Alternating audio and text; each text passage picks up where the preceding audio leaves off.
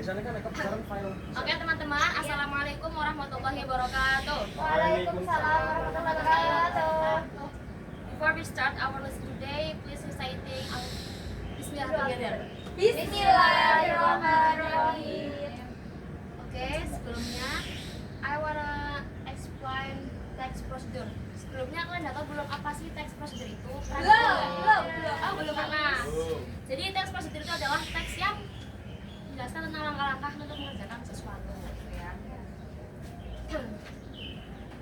Nah, jadi what is a procedural text? Nah, a procedural text is a concise step-by-step guide using imperative verbs and sequencing words like first, next, finally to show readers how to complete a task, often including a title and list of needed material for clarity.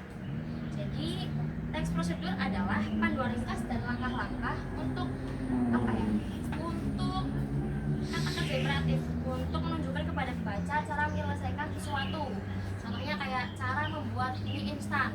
Itu kan ada prosedurnya bagaimana kita membuat mie instan.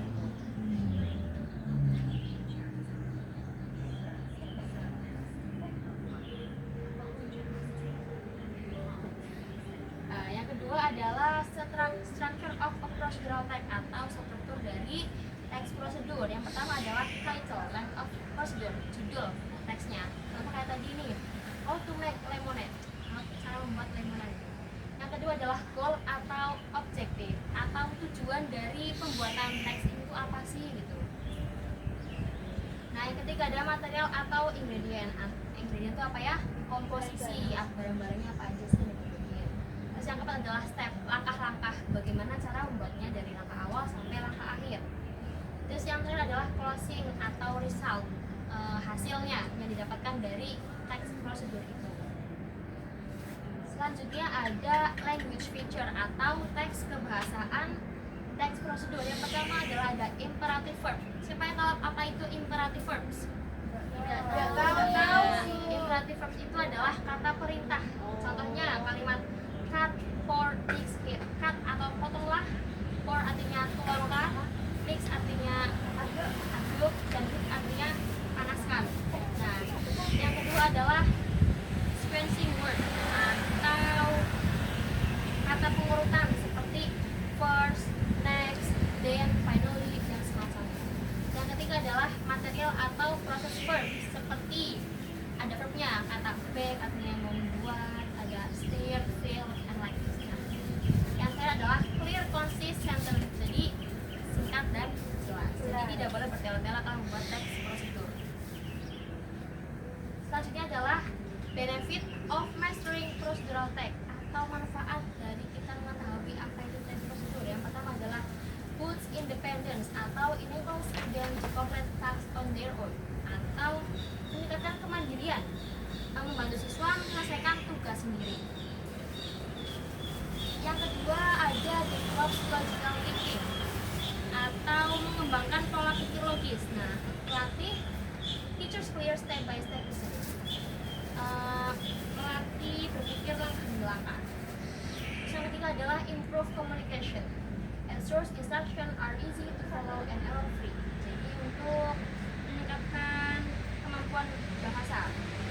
Yang keempat ada enhance language skill.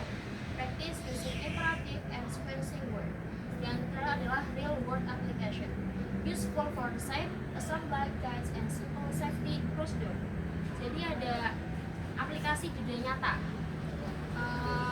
untuk cocok untuk resep, panduan perakitan dan prosedur keselamatan sederhana. Jadi itu adalah beberapa manfaat yang mempelajari teks prosedur.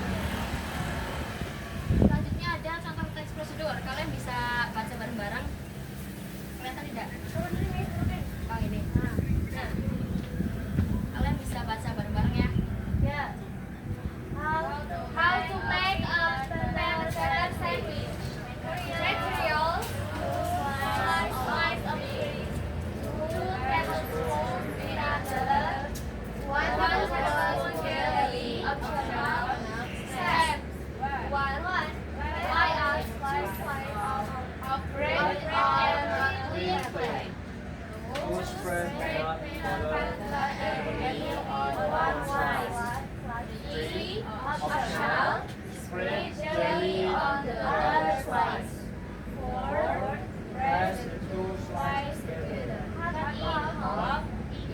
science. Five, self-imagine. Nah, jadi ini adalah contoh how to make a peanut butter sandwich atau cara membuat roti selai kacang. Kan ada bahan-bahannya, materialnya. Terus di sini ada stepnya. Bagaimana sih cara membuatnya? Dari pertama kita letakkan balon roti di atas piring, terus masukkan selainya dan sebagainya. Nah, sekarang ada contoh soal yang kalian jawab. Ya, jawab langsung aja ya. Yang pertama ada which part list the items with, atau apa ya? Ya. Apa jawabannya? Oke, kita keep dulu ya jawaban sih ya. Kita keep dulu.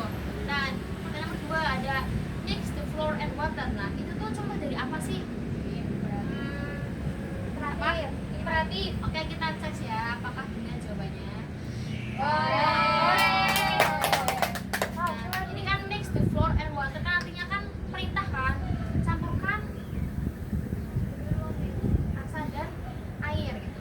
Jadi itu adalah kata perintah. Dan yang kalimat pertama adalah item apa sih yang dibutuhkan? Nah, itu kan maksudnya ke material atau ingredients. Oh, selanjutnya bentar, ada yang kurang tahu. Oh, ada tanda yang belum masuk.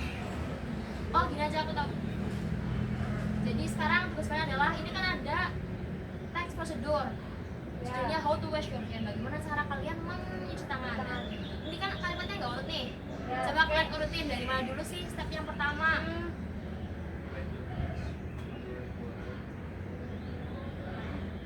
Apa lagi? Apa? Yang pertama baca dari A sampai dulu. Wet your hands under running water. Ya, terus ke situ.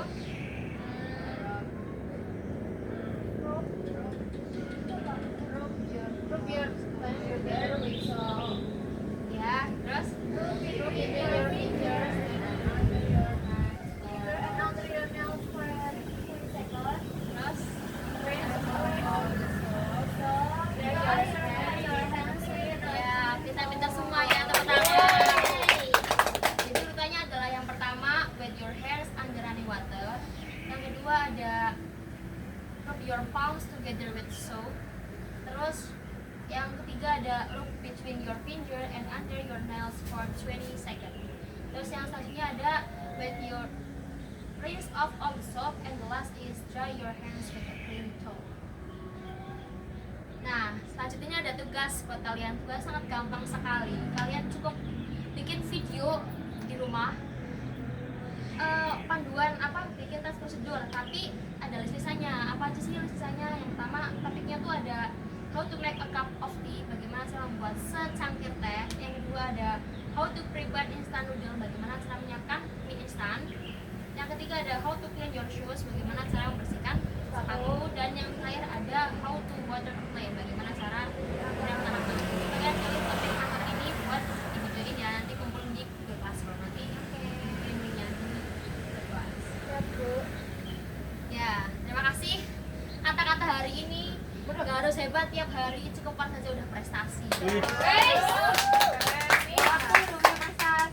Oke, sekian pembelajaran pada hari ini. Before we close our lesson today, please reciting Alhamdulillah together. Alhamdulillahirabbil alamin. Terima kasih teman-teman semuanya. That's all from me. If you made a mistake, please forgive me. The last I say, wassalamualaikum warahmatullahi